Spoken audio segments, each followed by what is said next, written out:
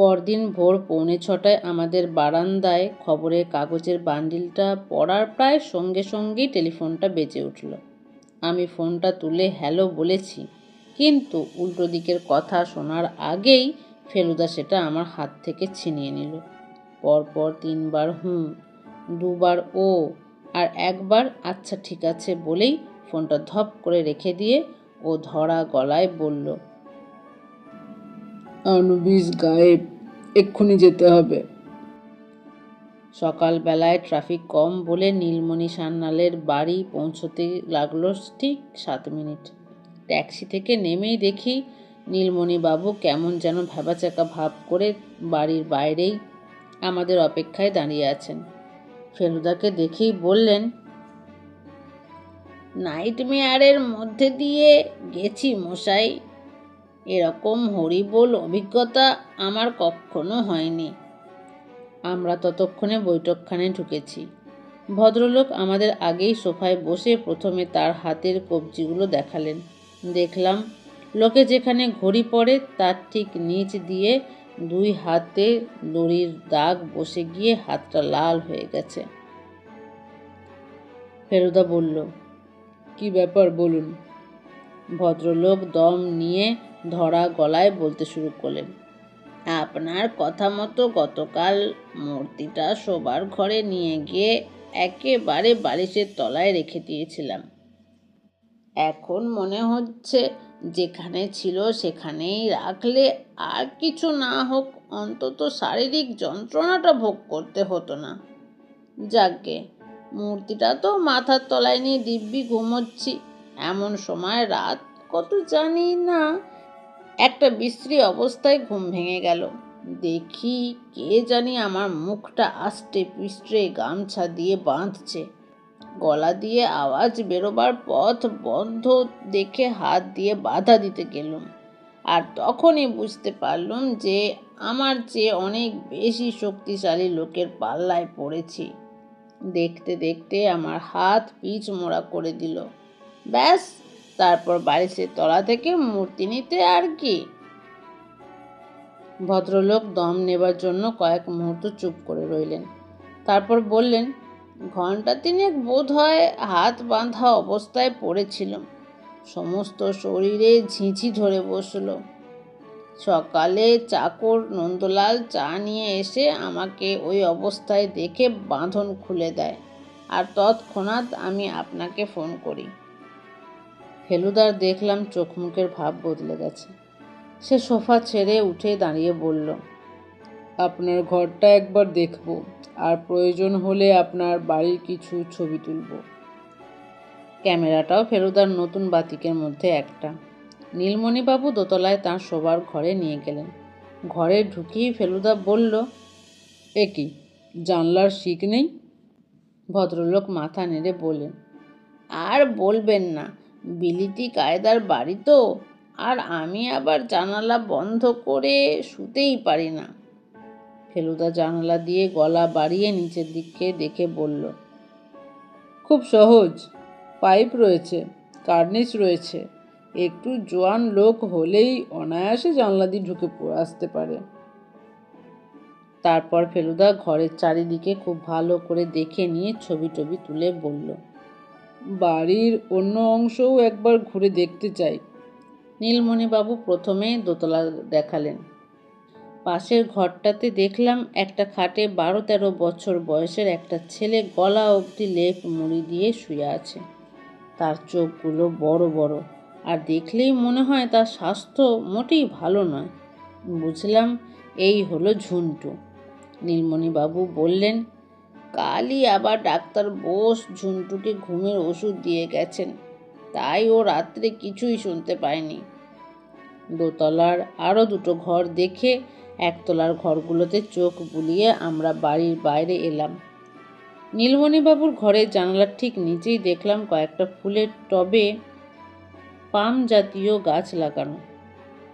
ফেলুদা টবগুলোর ভেতর কিছু আছে কিনা দেখতে লাগলো। প্রথম দুটোই কিছু পেল না। তৃতীয়টার পাতার ভেতর হাতড়ে একটা ছোট্ট টিনের কৌটো পেল। সেটা ঢাকনা খুলে নীলমণিবাবুর দিকে এগিয়ে দিয়ে ফেলুদা বলল, এ বাড়িতে কারুর নস্যির বাতিক আছে? নীলমণিবাবু মাথা নেড়ে না বললেন। ফেলুদা কৌটোটা নিজের প্যান্টের পকেটে রেখে দিল। এবার নীলমণিবাবু যেন বেশ মরিয়া হয়ে বললেন, মিস্টার মিত্তির, আর কিছু না, মূর্তি একটা গেছে, আর একটা না হয় কিনবো, কিন্তু একটা ডাকাত আমার বাড়িতে এসে আমার ঘরে ঢুকে আমার উপর যা তা অত্যাচার করে চলে যাবে, এ কিছুতেই বরদাস্ত করা যায় না। আপনার এর একটা বিহিত করতেই হবে। যদি লোকটাকে ধরে দিতে পারেন তাহলে আমি আপনাকে ইয়ে আর কি, পারিশ্রমিক? হ্যাঁ হ্যাঁ, পারিশ্রমিক মানে রিওয়ার্ড দেব। ফেলুদা বলল, রিওয়ার্ডটা বড় কথা নয়, সে আপনি দিতে চান দেবেন, কিন্তু আমি কাজটার ভার নিচ্ছি তার প্রধান কারণ হলো এই ধরনের অনুসন্ধানে একটা চ্যালেঞ্জ আছে, একটা আনন্দ আছে। এটা শুনে আমার মনে হলো বড় বড় গোয়েন্দা কাহিনীতে ডিটেকটিভরা যেভাবে কথা বলে, ফেলুদাও যেন ঠিক সেইভাবেই কথাটা বলল। এরপরে প্রায় 10 মিনিট ধরে ফেলুদা নীলমণিবাবু, ড্রাইভার গোবিন্দ, চাকর নন্দলাল আর পাঁচু আর মালি নটবরের সঙ্গে কথা বলল। তারা সবাই বলল রাত্রে অস্বাভাবিক কিছু দেখেনি।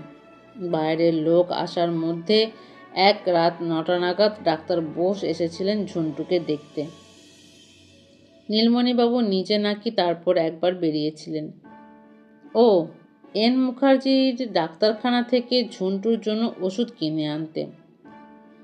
ফেরার পথে একটু অন্যমনস্ক ছিলাম, হঠাৎ খেয়াল হলো ট্যাক্সি আমাদের বাড়ির রাস্তা ছাড়িয়ে অন্য কোথাও চলেছে। ফেলুদাকে গম্ভীর দেখে তাকে আর কিছু জিজ্ঞেস করলাম না। ট্যাক্সি থামলো ফ্রি স্কুল স্ট্রিটের একটা বাড়ির সামনে। দেখলাম বাড়ির সদর দরজার উপরে সাইনবোর্ডে উঁচু উঁচু রূপোলি অক্ষরে লেখা রয়েছে, আরাটুন ব্রাদার্স অক্সনিয়ার্স। এটাই সেই নিলামের দোকান। আমি কোনো দিন নিলাম ঘর দেখিনি, এই প্রথম দেখে একেবারে চোখ ছানাবড়া হয়ে গেল। এত রকম হিজিবিজি জিনিস একসঙ্গে এর আগে কখনো দেখিনি। ফেলুদার কাজ 2 মিনিটের মধ্যে সারা হয়ে গেল। প্রতুল দত্তের ঠিকানা 7/1 লাভলক স্ট্রিট। আমি মনে ভাবলাম, প্রতুল দত্তের বাড়ি গিয়েও যদি ফেলুদাকে হতাশ হতে হয় তাহলে আর ওর কোথাও যাবার থাকবে না। তার মানে এবার ফেলুদাকে হার স্বীকার করতে হবে। আর তাহলে আমার যে কী দশা হবে তা জানি না, কারণ এখনো পর্যন্ত ফেলুদা কোথাও হার মানেনি। ও কোনো ব্যাপারে হাল ছেড়ে দিয়ে মুখ চুন করে বসে আছে, এ দৃশ্য আমি কল্পনাই করতে পারি না। আশা করি শিগগিরই ও একটা ক্লু পেয়ে যাবে। আমি অন্তত এখনো পর্যন্ত চোখে অন্ধকার দেখছি। দুপুরে খেতে খেতে ফেলুদাকে বললাম। এরপর ও ভাতের ঢিপির মধ্যে একটা গর্ত করে তাতে 1 বাটি সোনামুগ ডাল ঢেলে বলল, এরপর মাছ, তারপর চাটনি, তারপর দই, তারপর জল দিয়ে মুখ ধোবো, তারপর একটা পান খাবো, তারপর একটা টেলিফোন করে 1/2 ঘন্টা ঘুম দেব। এর মধ্যে টেলিফোনটাই একমাত্র ইন্টারেস্টিং খবর, কাজেই আমি সেটার অপেক্ষায় বসে রইলাম। ডিরেক্টরি থেকে প্রতুল দত্তর নাম্বারটা আমি বার করে দিয়েছিলাম। নম্বরটা ডায়াল করে হ্যালো বলার সময় দেখলাম ফেলুদা গলাটা একদম চেঞ্জ করে বুড়োর গলা করে নিয়েছে।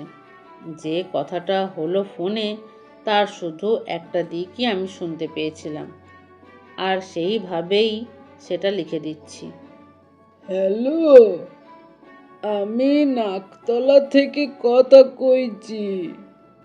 আজ্ঞে, আমার নাম শ্রী জয়নারায়ণ বাগচি। আমি প্রাচীন কারুশিল্প সম্পর্কে বিশেষ উৎসাহী। এই বিষয় নিয়ে আমি একটি পুস্তক রচনা করছি। হ্যাঁ, আজ্ঞে হ্যাঁ, আপনার সংগ্রহের কথা শুনেছি। আমার একান্ত অনুরোধ আপনি যদি অনুগ্রহ করে আপনার কিছু জিনিস আমাকে দেখতে দেন। না না না, পাগল নাকি? আচ্ছা, হ্যাঁ, নিশ্চয়ই। আপনাকে অশেষ ধন্যবাদ। নমস্কার। টেলিফোন শেষ করে ফেলুদা বলল, ভদ্রলোকের বাড়িতে চুনকাম হচ্ছে, তাই জিনিসপত্রগুলো সরিয়ে রেখেছেন। তবে সন্ধ্যের দিকে গেলে দেখতে পাওয়া যাবে। আমি একটা কথা না বলে পারলাম না। কিন্তু প্রতুলবাবু যদি সত্যি আনুবিসের মূর্তি চুরি করে থাকেন, তাহলে তো আর সেটা আমাদের দেখাবেন না। ফেলুদা বলল, যদি তোর মতো বোকা হয় তাহলে দেখাতেও পারে, তবে না দেখানোটাই সম্ভব। আমি মূর্তি দেখার জন্য যাচ্ছি না, যাচ্ছি লোকটাকে দেখতে। তার কথা মতো ফেলুদা টেলিফোনটা করেই নিজের ঘরে চলে গেল ঘুমোতে। ফেলুদার একটা আশ্চর্য ক্ষমতা হলো, ও যখন তখন প্রয়োজন মতো একটু আধটু ঘুমিয়ে নিতে পারে। শুনেছি নেপোলিয়ানেরও নাকি এ ক্ষমতা ছিল। যুদ্ধের আগে ঘোড়ায় চাপা অবস্থাতেই একটু ঘুমিয়ে নিয়ে শরীরটাকে চাঙ্গা করে নিতেন। আমার বিশেষ কিছুই করার ছিল না, তাই ফেলুদার তাক থেকে একটা ইঞ্জিনিয়ার্সের আর্টের বই নিয়ে সেটা উল্টে পাল্টে দেখছিলাম। এমন সময় ক্রিং করে ফোনটা বেজে উঠল। আমি এক দৌড়ে বসবার ঘরে গিয়ে ফোনটা তুলে নিলাম। হ্যালো। কিছুক্ষণ কেউ কিছু বলল না। যদিও বেশ বুঝতে পারছিলাম ফোনটা কেউ ধরে আছে। আমার বুকের ভেতরটা ঢিপ ঢিপ করতে শুরু করলো। প্রায় 10 সেকেন্ড পরে একটা গম্ভীর কর্কশ গলা শুনতে পেলাম। প্রদোষ মিত্তির আছেন? আমি কোনো মতে ঢোক গিলে বললাম, উনি একটু ঘুমোচ্ছেন। আপনি কে কথা বলছেন? আবার কয়েক সেকেন্ড চুপ, তারপর কথা এলো। ঠিক আছে, আপনি তাকে বলে দেবেন যে মিশরের দেবতা যেখানে যাবার সেখানেই গেছেন।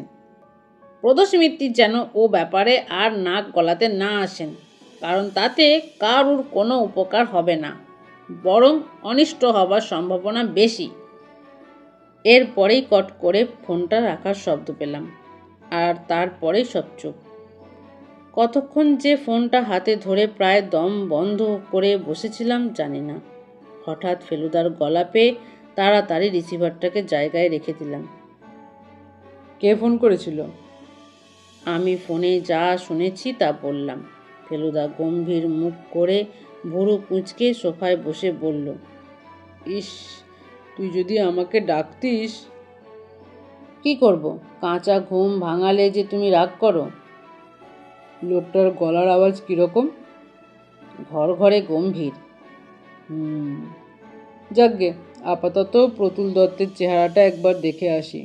মনে হচ্ছিল একটু আলো দেখতে পাচ্ছি, এখন আবার সব ঘোলাটে। 6:05 আমরা প্রতুল দত্তের বাড়ির গেটের সামনে ট্যাক্সি থেকে নামলাম। আমি বাজি ফেলে বলতে পারি যে বাবাও আমাদের দেখে চিনতে পারতেন না। ফেলুদা সেজেছে একটা 60 বছরের বুড়ো, কাঁচা পাকা মেশানো ঝোলা গোঁফ, চোখে মোটা কাঁচের চশমা, গায়ে কালো গলাবন্ধ কোট, হাঁটুর উপর তোলা ধুতি, আর মোজার উপর বাটার তৈরি ব্রাউন কেডস জুতো। আধ ঘন্টা ধরে ঘরের দরজা বন্ধ করে মেকআপ করে বাইরে এসেই বলল, তোর জন্য 2-3টে জিনিস আছে, চট করে পরে নে। আমি অবাক হয়ে বললাম, আমাকেও মেকআপ করতে হবে নাকি? আলবাত। 2 মিনিটের মধ্যে আমার মাথায় একটা কদম ছাঁট পরচুলা আর আমার নাকের উপর একটা চশমা বসে গেল। তারপর একটা কালো পেন্সিল দিয়ে আমার পরিষ্কার করে ছাঁটা জুলপিটা ফেলুদা একটু অপরিষ্কার করে দিল। তারপর বলল, তুই আমার ভাগ্নে, তোর নাম সুবোধ, অর্থাৎ শান্ত শিষ্ট লেজ বিশিষ্ট ভালো মানুষটি। ওখানে মুখ খুলেছ কি বাড়ি এসে রদ্দা। প্রতুলবাবুর বাড়ির চুনকাম প্রায় হয়ে এসেছে। ডিজাইন দেখে বোঝা যায় বাড়ি অন্তত 25-30 বছরের পুরনো। তবে নতুন রঙের জন্য দরজা জানলা দেয়াল সব কিছু ঝলমল করছে। গেট দিয়ে ঢুকে এগিয়ে গিয়েই দেখি বাইরে একটা খোলা বারান্দায় একটা বেতের চেয়ারে একজন মাঝবয়সী ভদ্রলোক বসে আছেন। আমাদের এগোতে দেখেও তিনি চেয়ার ছেড়ে উঠলেন না। সন্ধ্যার আবছা অন্ধকারেও বুঝলাম তার মুখটা বেশ গম্ভীর। ফেলুদা দু হাত তুলে মাথা হেঁট করে নমস্কার করে তার নতুন বুড়ো মিহি গলায় বলল, মাফ করবেন, আপনি কি প্রতুল বাবু? ভদ্রলোক গম্ভীর গলায় বললেন, হ্যাঁ। গে আমারই নাম জয়নারায়ণ বাগচি। আমি আপনাকে আজ দুপুরে টেলিফোন করেছিলাম। এটি আমার ভাগ্নে সুবোধ। আবার ভাগ্নে কেন? ওর কথা তো টেলিফোনে হয়নি। আমার মাথায় পরচুলা কুটকুট করতে শুরু করেছে। ফেলুদা গলা ভীষণ নরম করে বলল, আগে ও ছবি আঁকা শিখছে তাই। ভদ্রলোক চেয়ার ছেড়ে উঠলেন। আপনারা আমার জিনিসগুলি দেখতে চেয়েছেন, তাতে আপত্তি নেই। তবে সরিয়ে রাখা জিনিস সব টেনে বার করতে হয়েছে। অনেক হ্যাঙ্গাম। একে বাড়িতে রাত দিন মিস্ত্রিদের ঝামেলা। এটা ঠেলো, ওটা ঢাকো, চারিদিকে কাঁচা রঙের গন্ধটাও ধাতে চায় না। সব ঝক্কি শেষ হলে যেন বাঁচি। আসুন ভেতরে। লোকটাকে ভালো না লাগলেও ভিতরে গিয়ে তার জিনিসপত্র দেখে চোখ ছানাবড়া হয়ে গেল। ফেলুদা বলল, আপনার কাছে মিশর দেশের শিল্পকলার অনেক চমৎকার নিদর্শন রয়েছে দেখছি। তা আছে, কিছু জিনিস কায়রোতে কেনা, কিছু এখানে অকশানে। দেখো বাবা সুবোধ, ভালো করে দেখো। ফেলুদা আমার পিঠে একটা চিমটি কেটে আমার জিনিসগুলোর দিকে ঠেলে দিল। কত রকম দেব দেবী দেখো। এই যে বাজ পাখি, এও দেবতা। এই যে পেঁচা, এও দেবতা। মিশর দেশে কত রকম জিনিসকে পুজো করতো লোকেরা, দেখো। প্রতুলবাবু একটা সোফায় বসে চুরুট ধরালেন। হঠাৎ কি খেয়াল হলো, আমি বলে উঠলাম, শিয়াল দেবতা নেই বড় মামা? প্রশ্নটা শুনেই প্রতুলবাবু যেন হঠাৎ বিষম খেয়ে উঠলেন। বললেন, চুরুটের কোয়ালিটি ফল করছে, আগে এত কড়া ছিল না। ফেলুদা সেই রকমই মিহি সুরে বললেন, আমার ভাগ্নে আনুবিসের কথা বলছে। কালই ওকে বলছিলাম কিনা। প্রতুলবাবু হঠাৎ ফোঁস করে উঠলেন, আনুবিস, স্টুপিড ফুল। আগে। ফেলুদা চোখ গোল গোল করে প্রতুলবাবুর দিকে চাইলেন। আনুবিসকে মূর্খ বলছেন আপনি? আনুবিস না, সেদিন নিলামে লোকটাকে আগেও দেখেছি আমি। He is full. Or bidding এর কোনো মাথামুন্ডু নেই। চমৎকার একটা মূর্তি ছিল, এমন এক অ্যাবসার্ড দাম হাঁকলো যে যার উপর আর চড়া যায় না। অত টাকা কোথায় পায় জানি না। ফেলুদা চারিদিকে আরেকবার চোখ বুলিয়ে নিয়ে ভদ্রলোককে নমস্কার করে বললেন, অশেষ ধন্যবাদ। আপনি মহাশয় ব্যক্তি। পরম আনন্দ পেলাম আপনার শিল্প সংগ্রহ দেখে। এসব জিনিসপত্র ছিল দোতলায়। আমরা এবার নিচে রওনা দিলাম। সিঁড়ি দিয়ে নামতে নামতে ফেলুদা বলল, আপনার বাড়িতে লোকজন আর বিশেষ? গিন্নি আছেন, ছেলে বিদেশে। প্রতুল দত্তর বাড়ি থেকে বেরিয়ে ট্যাক্সির জন্য হাঁটতে হাঁটতে বুঝলাম পাড়াটা কত নির্জন। 7টাও বাজেনি, অথচ রাস্তায় প্রায় লোক নেই বললেই চলে। দুটি বাচ্চা ভিখারি ছেলে শ্যামাসঙ্গীত গাইতে গাইতে এগিয়ে আসছে। একটু কাছে এলে পরে বুঝলাম একজন গাইছে আর অন্যজন বাজাচ্ছে। ভারী সুন্দর গান করে ছেলেটা। ফেলুদা তাদের সঙ্গে গলা মিশিয়ে গেয়ে উঠল। বল মা তারা দাঁড়াই কোথা, আমার কেহ নাই শঙ্করী হেথা। বালিগঞ্জ সার্কুলার রোড দিয়ে কিছু দূর হেঁটে একটা চলন্ত খালি ট্যাক্সির দেখা পেয়েই ফেলুদা হাঁক দিয়ে সেটাকে থামালো। ওঠার সময় দেখি বুড়ো ড্রাইভার ভারী অবাক হয়ে ফেলুদার দিকে দেখছে। এই চিমড়ে বুড়োর গলা দিয়ে ওরকম জোয়ান চিৎকার বেরোলো কি করে, সেটাই বোধহয় চিন্তা করছে ও।